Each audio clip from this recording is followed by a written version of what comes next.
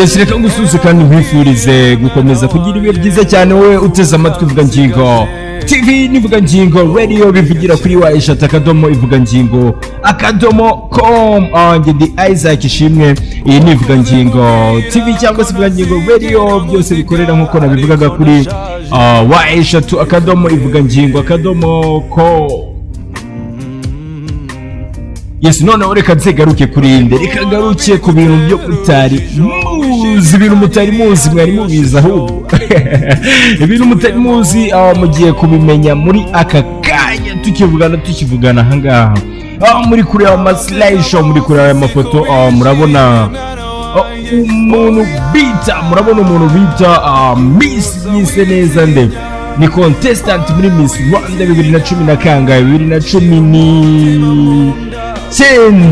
Uyu ni umukobwa w'ikarongi, ni umukobwa utari kuvugwaho bikeya kuri internet ariko none ikintu ngiye kugarukaho mutamenye niki, nuko uyu mukobwa burya bwose ajya kuza muri Miss Rwanda 2019 yabanje kugira gute, yarabanje kubita ku mavuta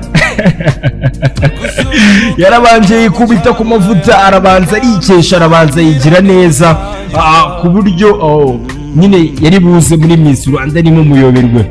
Nkuko muri kubira kuri iyi foto, iyi ni ifoto ubwo yarabonye pasi yo kujya mu bakobwa 20, abakobwa 20 bagiye muri bootcamp ejo bundi kuri 13. Uyu mukobwa nkuko muri kubibona, murabona kuri kentusi ze no kunkokora murasanga ari umukara kurusha mu maso. Murebe neza namwe muraza kumbwira, nimureba neza mukareba ku nkokora, mukareba aha hose, muraza kubona ko uyu mukobwa koko mbere yuko aza muri Miss Rwanda, mbere yuko ba umucontestant, mbere yuko mumumenya, yari yarabanje arabipanga, apanga play yiwe, abanza yikubita ka mukorogo, yarabanje arikoroga nkuko muri kubibona.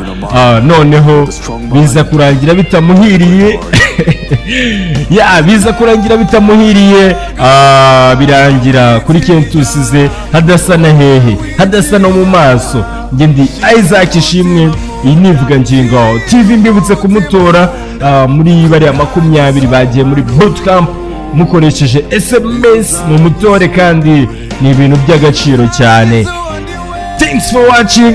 Ukore subscribe ntubyibagirwe. Nge ndi Isaac Ishimwe, iyi ni Ivugangingo Radio na TV.